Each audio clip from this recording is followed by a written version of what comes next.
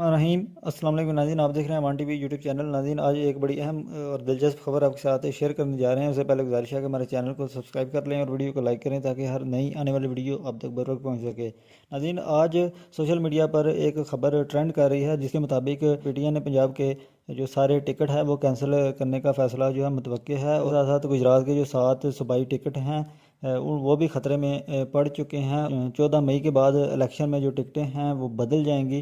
नाज़रीन, अगर इस खबर को सच मानकर बात की जाए, गुजरात में पीपी 31 और हल्का पीपी 29, 28, 30 करीबन जो ज़्यादातर जो हल्के हैं उसमें टिकटों की तकसीम के बाद दो राय जो है वो पाई जा रही थी। अवामी हल्कों में गोइयाँ चल रही थी कि टिकट एक उम्मीदवार के बजाय दूसरे को देना चाहिए था।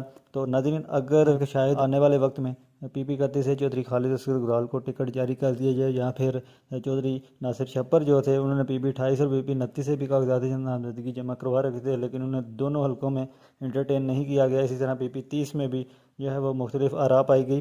तो देखते हैं कि आने वाले वक्त में ये खबर कितनी सच साबित होती है, या फिर मफरूज़ों की बुनियाद पर ये जो सोशल मीडिया पर ये ट्रेंड कर रही है ये खबर। आज की वीडियो के लिए इतना ही, अगली वीडियो तक के लिए दी इजाज़त। अल्लाह हाफ़िज़।